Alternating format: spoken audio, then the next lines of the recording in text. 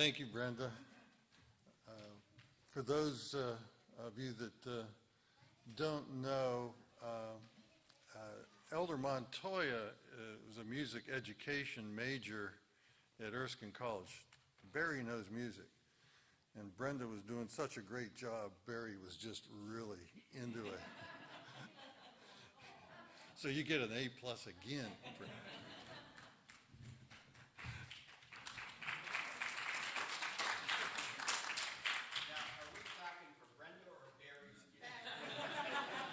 I thought it was for me.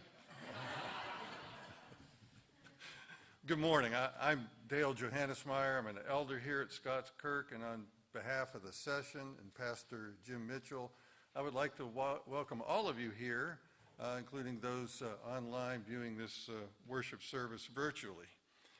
The announcements are in the bulletin. I encourage you to read those after the worship service. But just a couple things I want to highlight. The communicants class for youngsters who are possibly seeking to do a profession of faith and join the church started today. If there's any youngster that you know of that might benefit from going through that class starting next week, they will not have really missed anything other than me giving a boring description of how we went from the birth and death of Christ to the ARP church.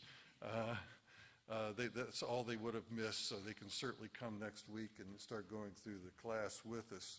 I encourage that. It's held during Sunday school hour.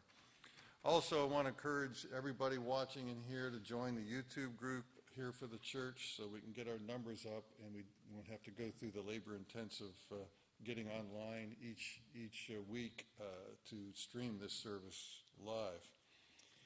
And also, what has always been fun in the past, I encourage you to now look in your bulletin before we actually begin worship and look at the Reformation Day Celebration, where the youth group and two of our ministry teams, Discipleship and Church Family Life, are hosting a Reformation Day Celebration next Sunday afternoon at 5. It will be a covered dish supper. And everybody's encouraged to bring a German dish. No German beer, please, at this time, not in the church. But otherwise, bring German dish, meat, vegetable, casserole, dessert, whatever strikes your fancy. And if you're willing to contribute candy and prizes as well. It's going to be early evening, late afternoon time of some fun and games, and it'll be a great time of fellowship and good German food. So I encourage everybody to come to that celebration next Sunday afternoon at 5. And finally, yes, sign up for a dish. Very good. Where is that sign-up sheet? It's on the bulletin board, just to the left, in the back there. I can see some drawings of Martin Luther back there, so it must be near that.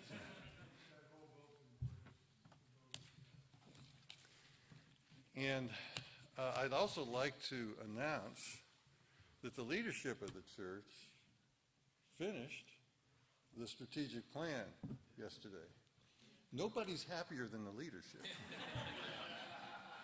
But in any other organization I've been in, when the people who are under the leadership, in this case the flock, leadership are the shepherds, it's like, oh no, a strategic plan. This is going to be bad news for us. Things are going to change and we're going to have to do stuff extra, and it's just not good news. It is good news. It really is. I've done a lot of strategic plans, and Carla and I have done a lot of strategic plans. This one went incredibly well. I'm excited. The group is excited about it, the leadership group. We are going to roll out, as we call it, that strategic plan to the congregation on January 23rd. On January 23rd, we will have our normal worship service, but following that, we will have a catered lunch, dinner. And I know Ward's going to do a wonderful job of getting that done. Yeah, no pressure. Chef Morgan, no pressure on Chef Morgan. That lunch will be followed by the rollout of the plan, which will be about an hour, and all your leadership will be giving that presentation. And then we save the good stuff for last. The dessert will be following that presentation. You got to stay around for the dessert, and I'm sure Ward's going to arrange for peach cobbler and blueberry cobbler. They have both of those, I think, at Swig and Swine, Ward. But this is going to be fun, sir. Oh, yes. And for this, we are also going to have a nursery, because some of you obviously have the youngsters, so there will be a nursery provided for the presentation. We want to encourage everybody to attend. It's important, and the interesting thing with this is the goals, the 10-year vision and goals that the leadership has set up are best accomplished by our current organization of session, diaconate, women's ministry, and the other ministry teams, with the addition of one ministry team. So we're going to reinvigorate and charter those teams, give them the authority they need, and encourage the participation. And in the weeks to come before that, there will be little teasers that we'll give out and announcements to give you a little bit of information of what's coming with that strategic plan. We want everybody to know this is really important, that the 10-year vision that the leadership came up with is a great vision of where we want to be in 10 years, what this church should look like in 10 years. And our ministry teams, properly charted, properly populated, properly led, will get us there. So we're really looking forward to that. January 23rd. Write it down now. Don't plan any trips. Thank you. Now, before we begin then, it's time we prepare ourselves for worshiping the Lord our God. So I would encourage you to read the verses in the bulletin from Luke 22, and then take a few moments to prepare your heart and mind to worship God.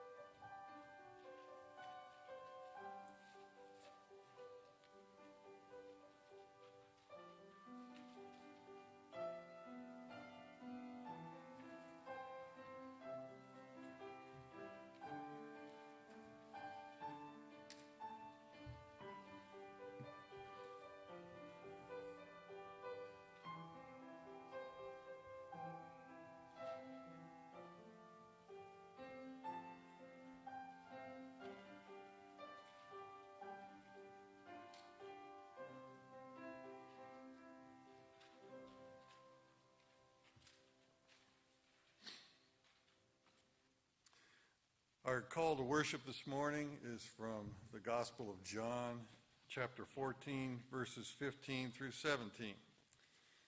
As we begin our worship services today, we, God's chosen, need to remember that we are not left on our own to combat our sinfulness. We are not left on our own to keep your commandments. We have been given the Holy Spirit as a helper in this fallen world. Because he is in us, we can keep God's commandments. We are no longer slaves to sin. We can choose not to sin. Hear the word of God.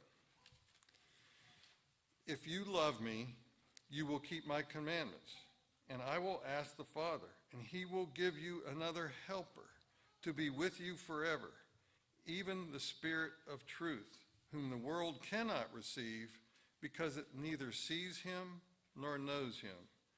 You know him, for he dwells with you and will be in you. What wonderful news. So therefore, let us begin our worship service by praising God and standing and singing a hymn of praise, number 7 in the Trinity hymnal, from all that dwell below the skies.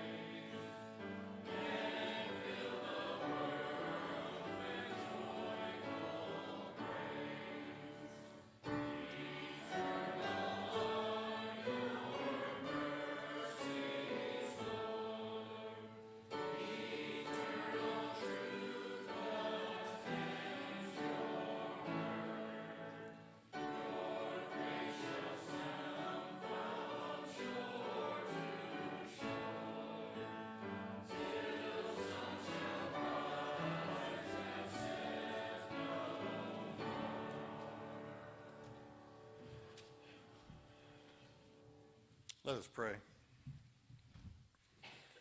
Heavenly Father, Lord, we confess that all too often we act superior to others because we are saved, because we are brothers and sisters in Christ.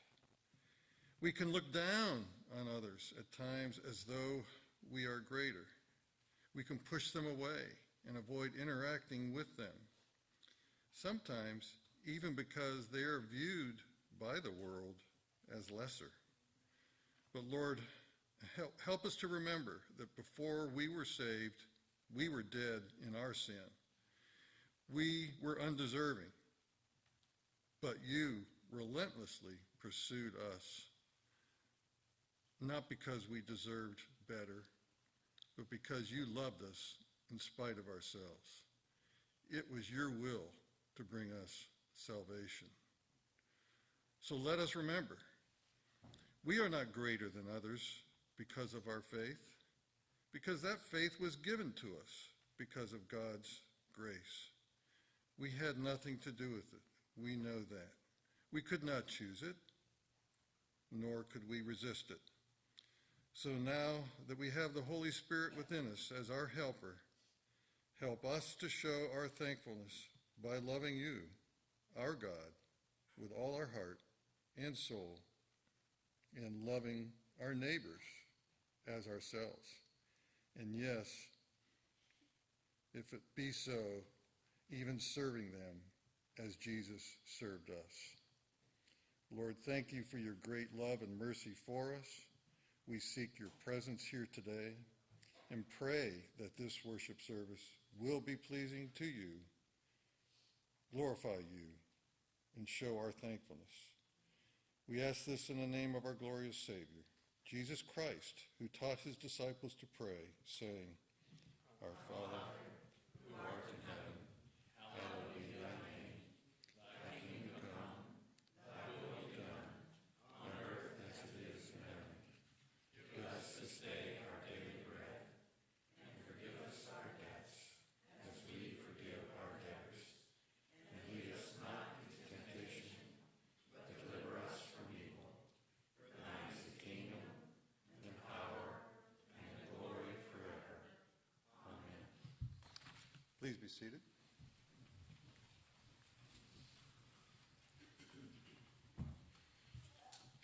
For our confession of sin this morning, let us confess together the words printed in the bulletin. Almighty and most merciful Father, we are thankful that your mercy is higher than the heavens, wider than our wanderings, deeper than all our sin. Forgive our careless attitudes toward your purposes, our refusal to relieve the suffering of others, our envy of those who have more than we have, our obsession with creating a life of constant pleasure, our indifference to the treasures of heaven, our neglect of your wise and gracious law. Help us to change our way of life so that we may desire what is good, love what you love, and do what you command through Jesus Christ our Lord. Amen. For our assurance of pardon, I will read from 1 John chapter 4, verses 9 and 10. In this the love of God was made manifest among us, that God sent his only Son into the world so that we might live through him. In this is love, not that we have loved God, but that he loved us and sent his Son to be the propitiation for our sins. Praise God. Please stand now for our confession of faith. That will come from the Heidelberg Catechism. It'll be questions 31 and 32. I will read the questions and we will respond in unison. Why is he called Christ, meaning anointed? Because he has been ordained by God the Father and has been anointed with the Holy Spirit to be our chief prophet and teacher, who fully reveals to us the secret counsel and will of God concerning our deliverance, our only high priest who has delivered us by the one sacrifice of his body, and who continually pleads our cause with the Father, and our eternal King, who governs us by his word and spirit, and who guards us and keeps us in the freedom he has won for us. But why are you called a Christian? Because by faith I am a member of Christ, and so I share in his anointing. I am anointed to confess his name, to present myself to him as a living sacrifice of thanks, to strive with a free conscience against sin and the devil in this life, and afterward to reign with Christ over all creation for eternity. Please be seated. It's now time for our children's sermon. If the children would come forward, please, and Elder Joel Reed will lead that.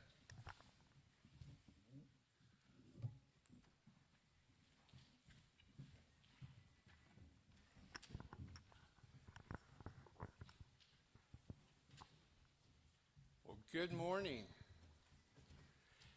How many of you like to win? You like to win? Do you, yeah, there we go. I'm there. I like to win. I like to be first, right? But do you know what? Jesus, if you listen to the scripture today, Jesus tells his disciples, if you want to be first, you need to be last. You need to remember that you are here to serve others and not to have others serve you. Because remember Jesus? He was God, and he came to earth, and he washed the feet of his disciples. He taught them. He died on the cross, and he rose again. All of these things just so that he could cover the cost of the sin that we commit and allow us into God's presence. If we think about that, that'll help us remember that we need to serve others and not necessarily be served ourselves. Let's pray. Dear Heavenly Father, we do thank you that you sent your Son. You gave him a mission to come to earth, to live that perfect life, to be the perfect sacrifice, and to rise again, just so it could cover the sins that we commit. We don't understand, but we are thankful for that. In Jesus' name we pray. Amen.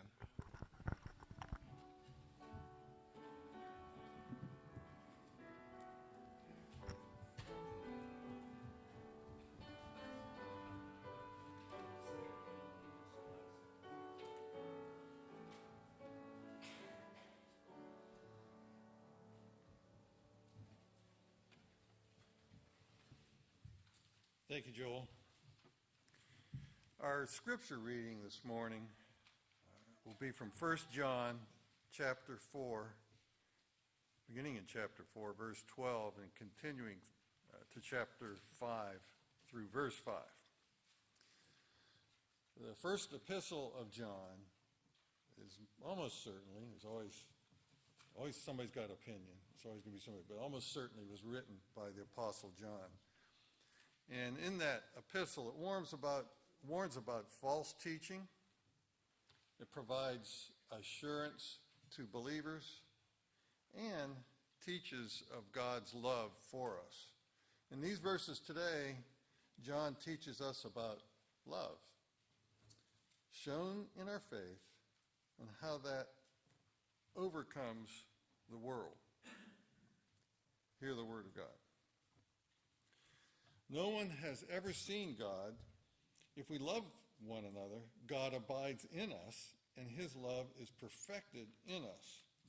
By this we know that we abide in him, and he in us, because he has given us of his Spirit. And we have seen and testified that the Father has sent his Son to be the Savior of the world. Whoever confesses that Jesus is the Son of God, God abides in him, and he in God.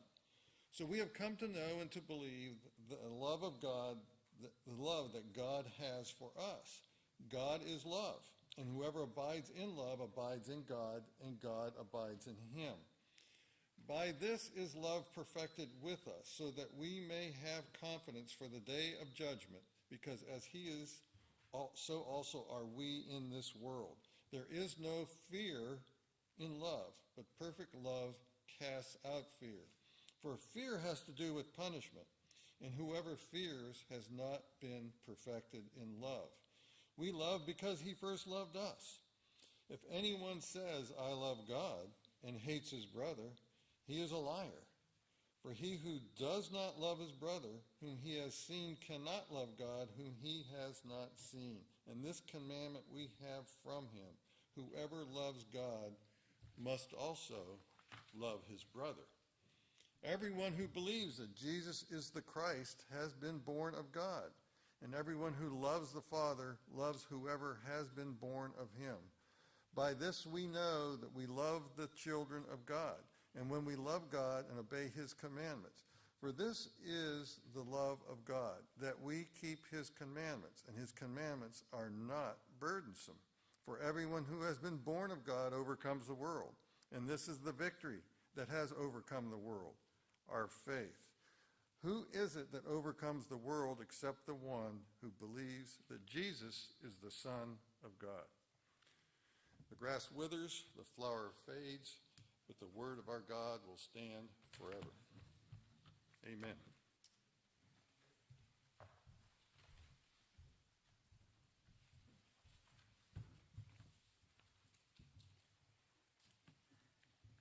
Let us pray together. O Lord, our Lord, how majestic is your name in all the earth. King Jesus, you are the eternal one reigning over all human authorities. You are the one reigning over your church, giving us the empowerment by your Spirit to do your will. How we thank you for the forgiveness of sins, for justification by faith in your work, which is finished on the cross. Your blood atoning for us, your righteous life lived out in our place. Now give us your Spirit that we may love you and love others as you've called us to do, as you have called us to obey your law, to follow you, to do your work, to follow your commandments. Help us, Lord. We ask for wisdom. You give it from on high. And we pray that you would bless us as a body, as a church, as a family, so that we might be a blessing to others, so that the gospel would go out from here into all of this community, to Summerville, and even as others minister in your name, Lord Jesus, to the ends of the earth. We thank you for those on the mission field, for those who labor in foreign lands, and for for those who are on furlough now, being refreshed to return soon. We pray for the ministry to international students in Colombia with the Andes. We also pray for the work of POC7 as it broadcasts the gospel into Muslim lands and works with Muslims here in America. We pray for refugees as they are ministered to both here and in Germany, for the work of Eleanor Griffith. Father, we ask that you would make it plain where the ARP might go and minister in the future in foreign lands.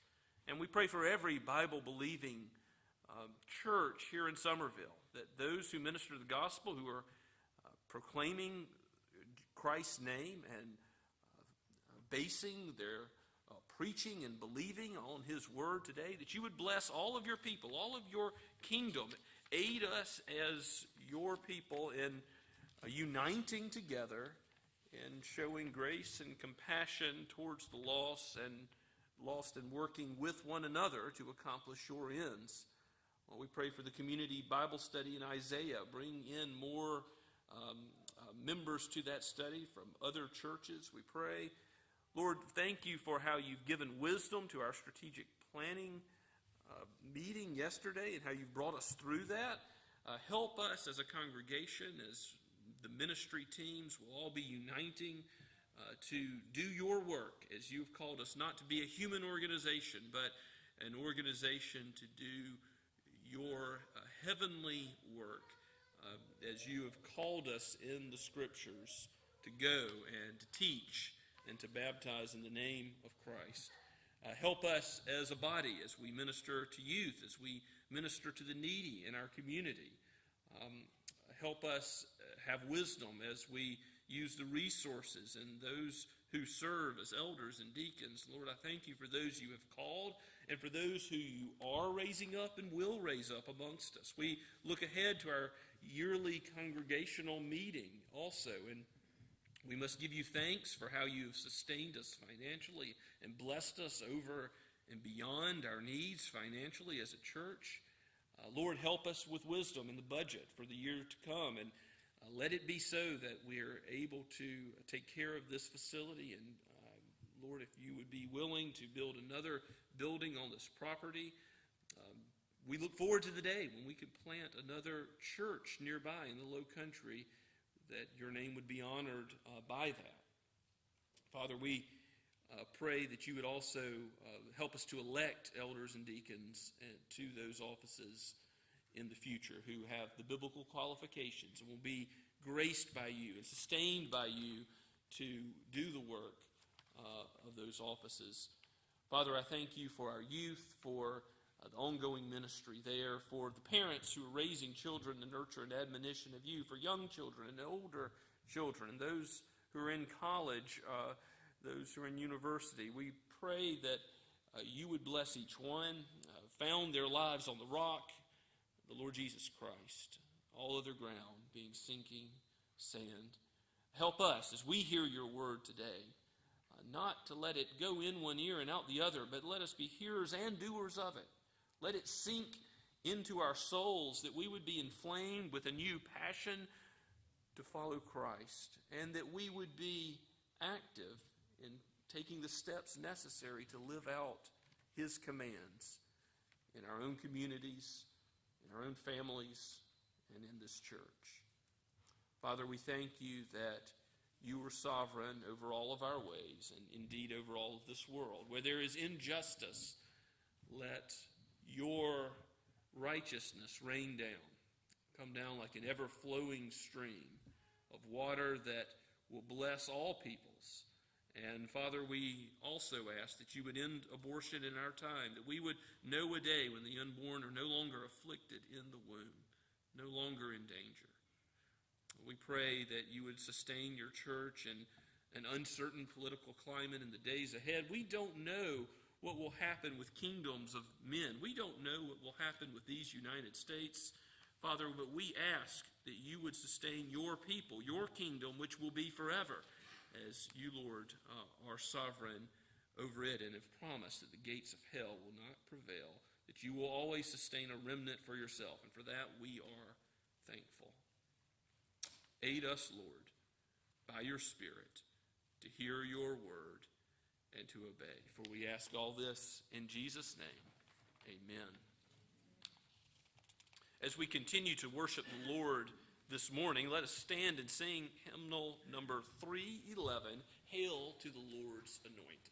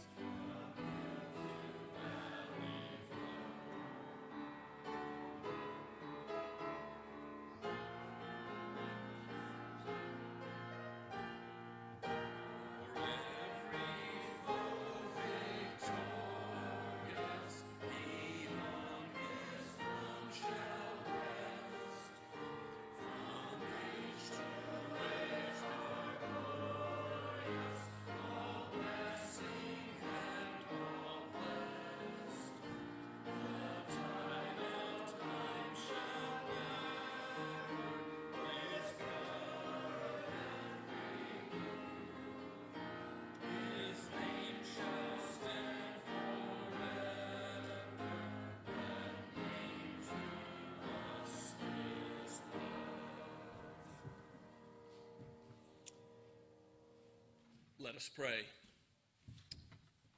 Lord Jesus, your kingdom is forever. You own the cattle on 1,000 hills, and you own us, for our lives were bought with the precious price of your blood. We are not our own, but make us living sacrifices for your sake, that others would behold love towards one another, forgiveness of one another, even as you have forgiven us, and would see the gospel and see the one who is the good news, even the Lord Jesus himself.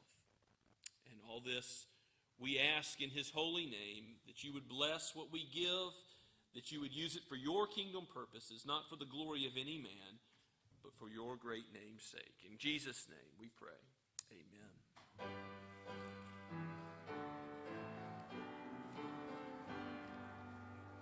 Praise God, from whom all blessings flow. Praise him, all creatures here below. Praise him above the heavenly host. Praise Father, Son, and Holy Ghost.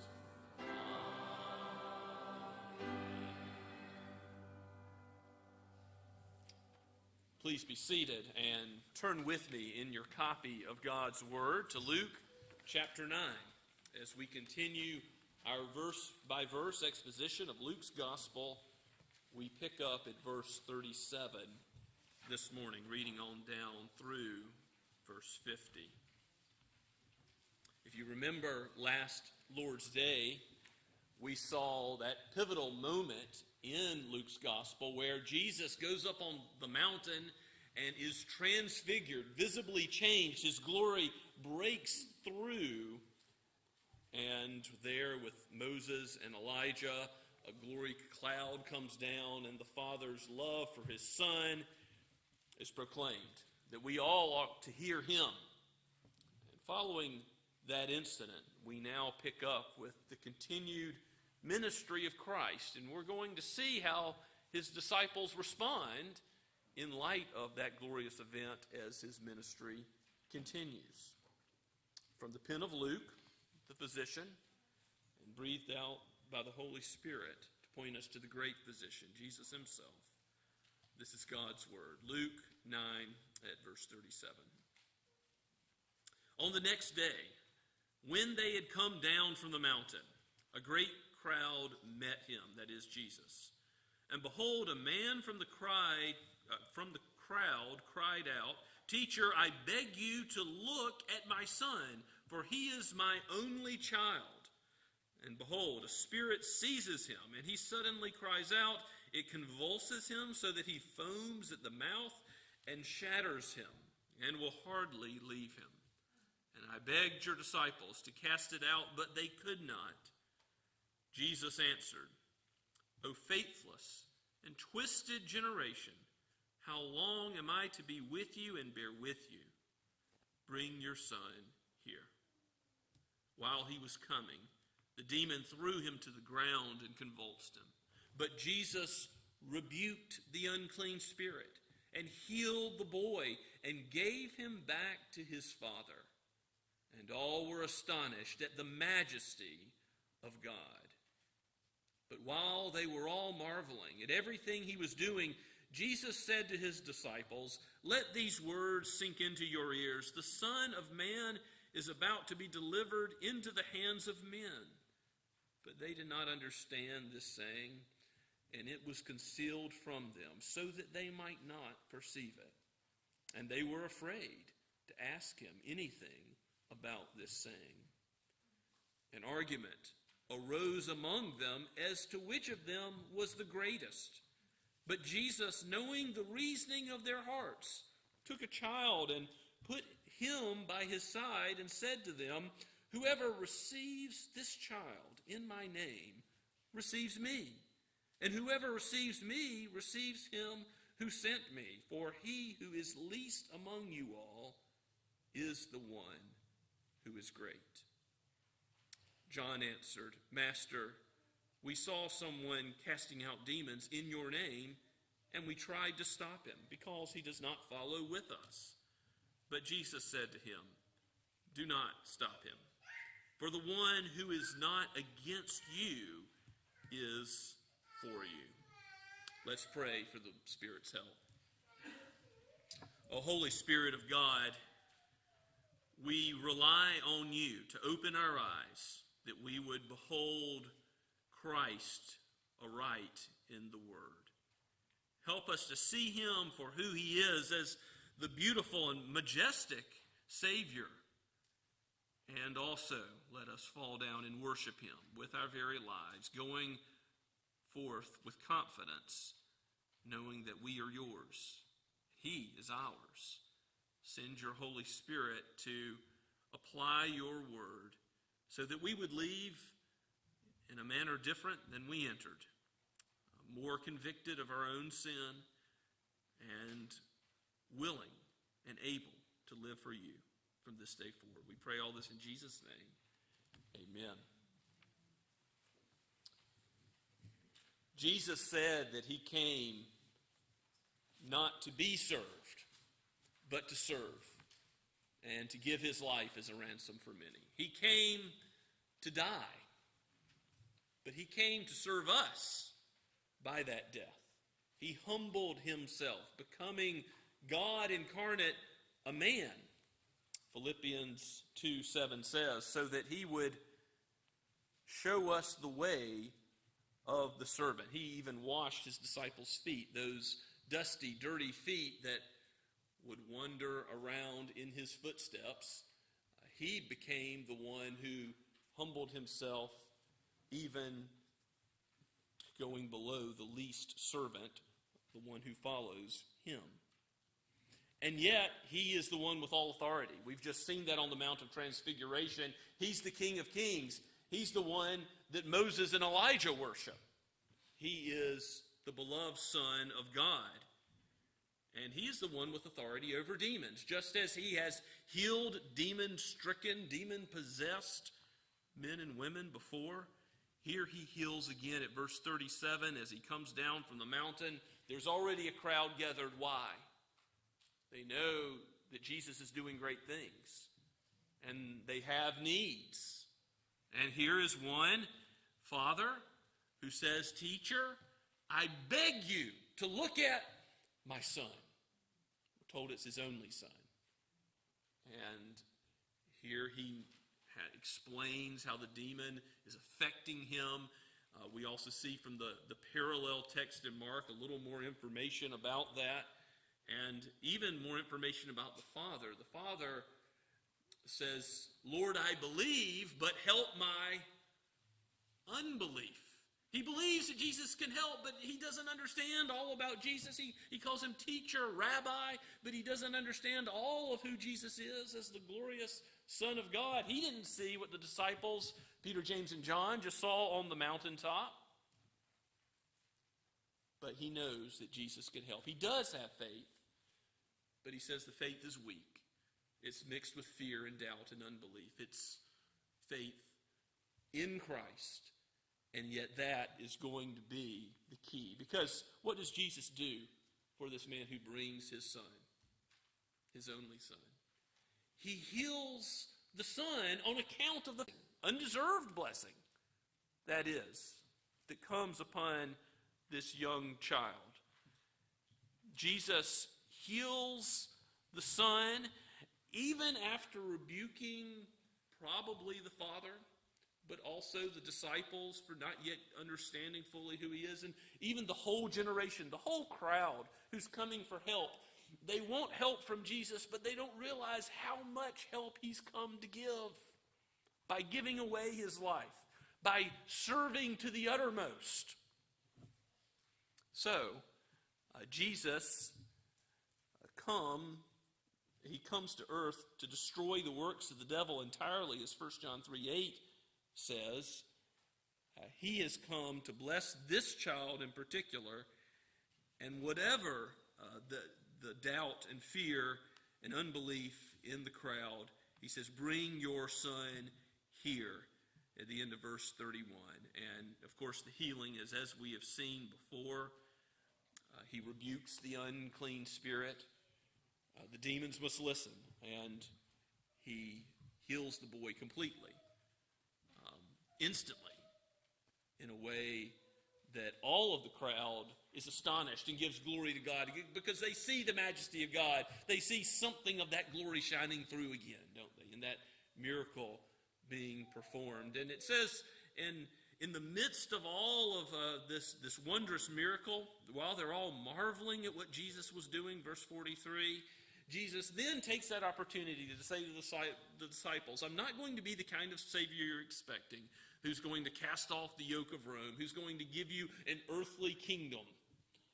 But no, I'm going to give you something so much better, so much higher, so much greater. Let these words sink into your ears. The Son of Man is about to be delivered into the hands of men." What does that mean? He's about to be taken and charged as a criminal, crucified as a criminal, to suffer and die. But they didn't understand it. It was concealed from them so that they might not perceive it. And they were afraid to ask him anything about it. Remember, Jesus was quick to rebuke Peter when he had the things of man on his mind. He said, "You're the Son of God, the Christ, the Messiah." But then he said, "Oh, these things about going to the cross, suffering and dying, they'll never happen to you." And Jesus rebuked him and said, "Get behind me, Satan." So maybe the disciples didn't want another rebuke. Maybe that's why they were afraid to ask him anything else about this odd saying, this difficult saying, that he was going to be this suffering kind of Messiah. But whatever the case, we see here clearly that Jesus did not yet want his disciples to fully understand the truth. It was concealed from them. How is the truth apprehended by us? Paul makes it clear in 1 Corinthians 2:14 that everything in God's word is revealed to us by the Holy Spirit. It is spiritually discerned. That's why we pray before the preaching of the word every single Sunday for the Holy Spirit's help. That we wouldn't just understand the word on a mere human level, but it would sink into our souls. That we would apprehend Christ as Savior. That we would live under his lordship and by the Spirit's power produce fruit in our lives. But what the Scriptures say is that only comes through God's work. God's ministry through his word. And so, never be surprised that when there's preaching, even true preaching of the gospel, that people can miss it time and time again and time again. If the Spirit doesn't act, it will be missed. It will be concealed. It will be passed over. And I've heard this in people's testimonies as they come before the session to join Scots Kirk and they tell of how God brought them to trust in Christ as Savior. Many times their testimony will be, I think I heard the gospel for 20 years, 5 years, 10, and I heard it again and again and again as a child, but it didn't sink into my ears. It didn't take effect. Now, sometimes someone does have the blessed occasion to not know a day where they didn't follow Christ, but for many, they heard the gospel, and until the Spirit worked in a miraculous way, just like the cleansing of this demon-possessed one who was stricken until Jesus changed his life and turned it upside down. We will not know Christ, comprehend his word, comprehend salvation that comes through his record of life, his blood for us, not based on anything we do, but all based on his work. That glorious gospel, that good news about God's grace, only is apprehended by us if the Spirit works. And then our weak faith, however weak, when it grasps a hold of Christ, guess what the Spirit does? He strengthens that faith. He sanctifies us in the truth. And as the days go on, he teaches us more and more about Christ so that we progress in the knowledge of God, so that we progress in the fruit of the Spirit. When you pray for your children, I hope you'll be like this father who cares enough for your children to lift them up in prayer. That you want to fulfill those baptism vows that speak of how you will pursue that child's salvation as you would your own. Pray not only for a house, a job, for material things, but for spiritual things. That they would apprehend Christ. That they would be sanctified by the Spirit. That they would be on the rock and not sinking sand. We're going to see there are only two kingdoms. Jesus makes that clear in this text. And the kingdom of heaven comes through knowledge of the suffering servant, that the Son of Man would bear our sins, that he would not come to earth to be a glorious outward king, but would suffer and die so that our eternal salvation, his eternal glory and ours with him, would come through that work. So the disciples were hearing about what Christ is going to do, which is going to be more glorious than they've ever imagined. They've seen his glory on the mountain. They've seen him gloriously heal many who were stricken by evil spirits. But in verse 46, we learn that they're doing something most inappropriate in light of all the glory of Christ that they've seen. An argument, it says, arose amongst them about who was the greatest. And Jesus is the one who's the greatest. They ought to be focusing on him and doing his will and not being concerned with where in the human scale of ranking God is using them and their gifts. their lives would be living sacrifices for Christ. But Christ understands their hearts. He knows the reasoning of their hearts. The heart, the center of the human personality in the Hebrew way of thinking, verse 47. Jesus knows their thoughts, like Psalm 139 says, before a word is on my tongue, O Lord, you know it altogether, completely. God knows us inside and out. There's nothing that can be hidden from him. We live before his face. Even what we think, even the motivations of our hearts are known to him. And knowing the reasoning of his disciples, he takes a child, a living illustration of what he's going to teach, and brings this child beside him, and he says, you want to be great in the kingdom of heaven?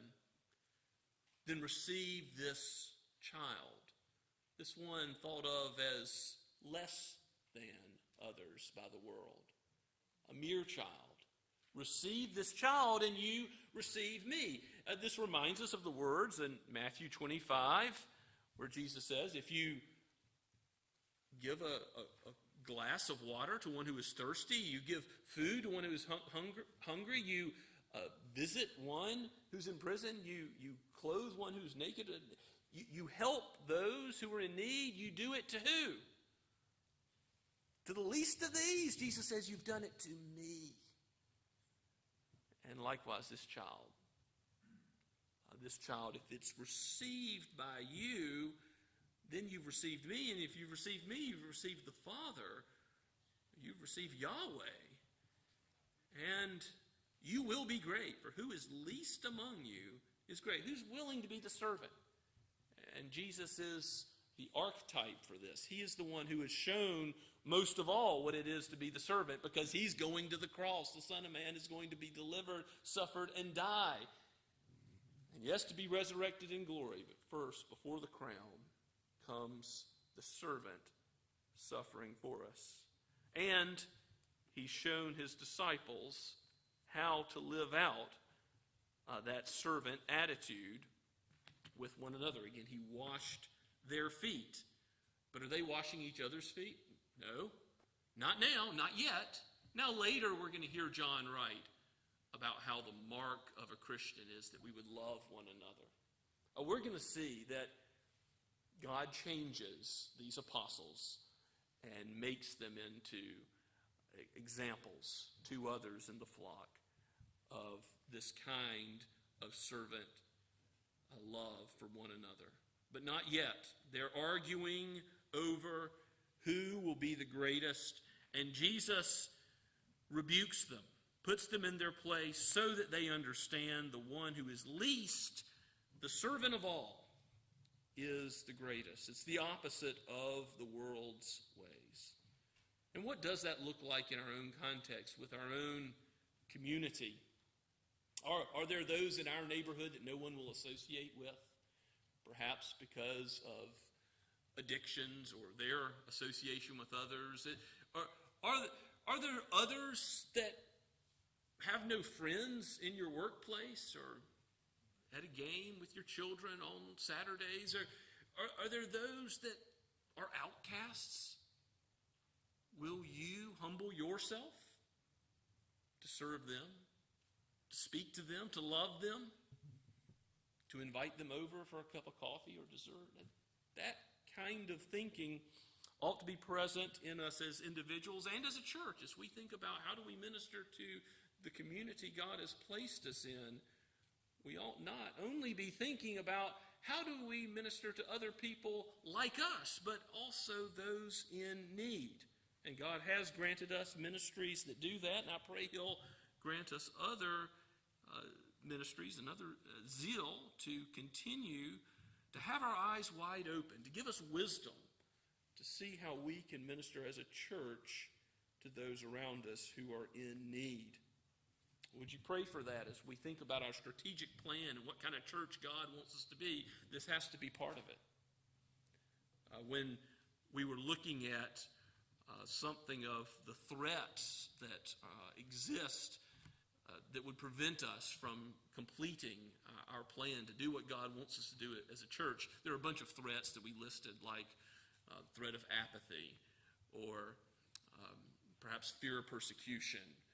But there was one that stood out to me as I was preparing for this sermon: the sin of pride. The sin of pride. We can think that we've got it together, and therefore there are no gifts or graces. We can battle internally in the church. We cannot be loving one another and therefore not show Christ's love to the world.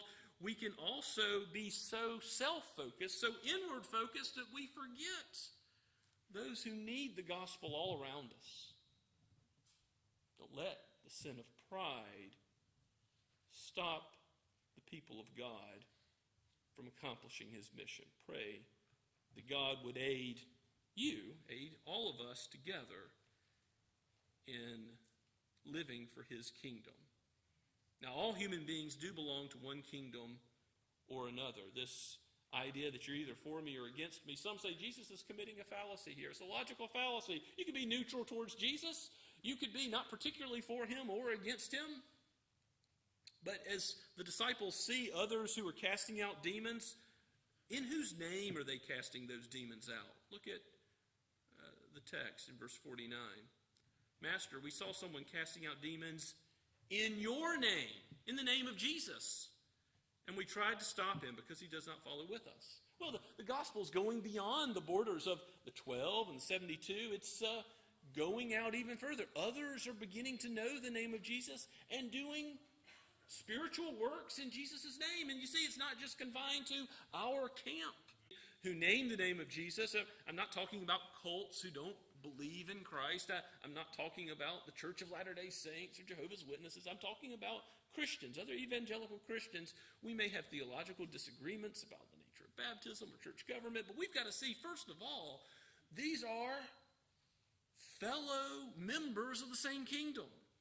We ought to have a loving and gracious and warm attitude towards all believers.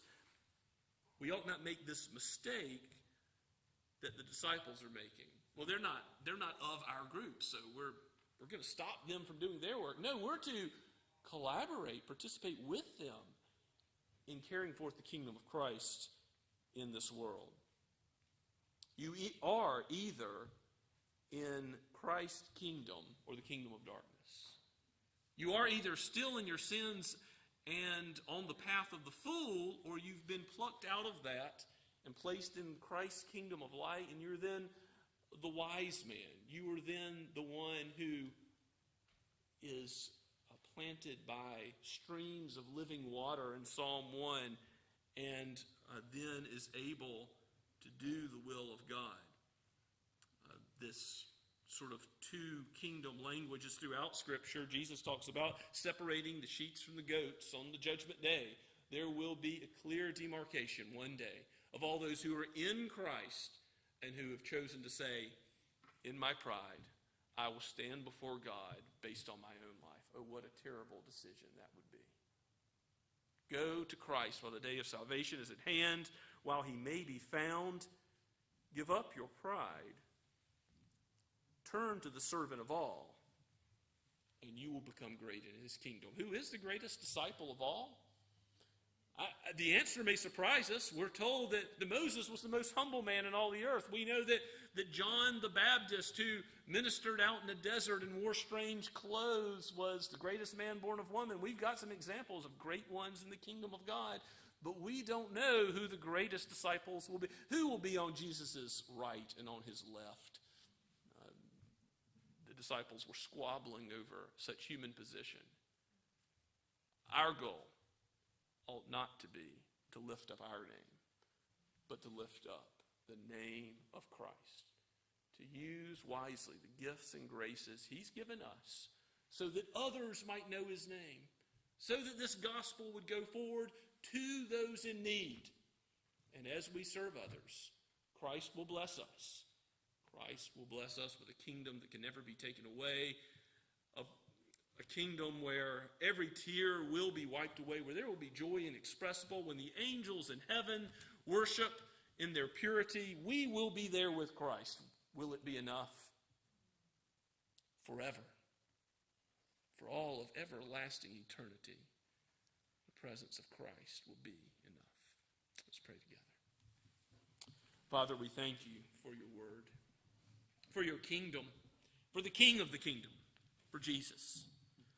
And we ask your help, that you would put to death in us the sin of pride, that you would cause us to look away from our own interests and to the interests of others, chiefly their spiritual interests. Help us, Lord, to serve one another, to love one another, and to love the needy. Give us a heart for the lost. Help us, Lord, to be so given to the service of others in proclaiming the gospel that word and deed would go forth, and in the years to come, you would bless that work with many coming to know Christ savingly, that salvation of sinners would be the result. For we pray it in Jesus' name. Amen. Let's stand as we respond to God's word now and sing together, "My worth is not in what I own," Blue Book, number 10.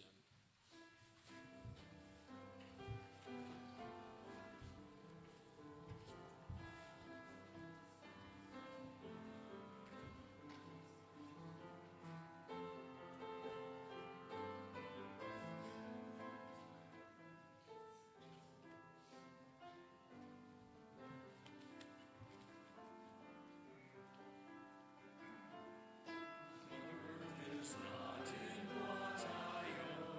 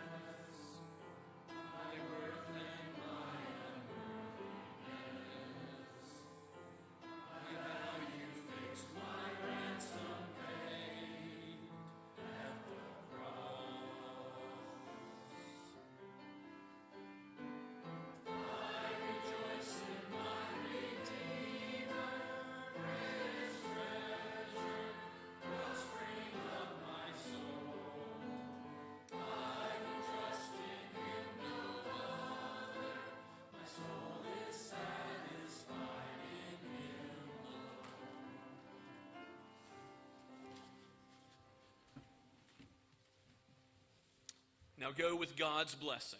May the grace of the Lord Jesus Christ and the love of God the Father and the fellowship of the Holy Spirit be with you now and forever. Amen and amen.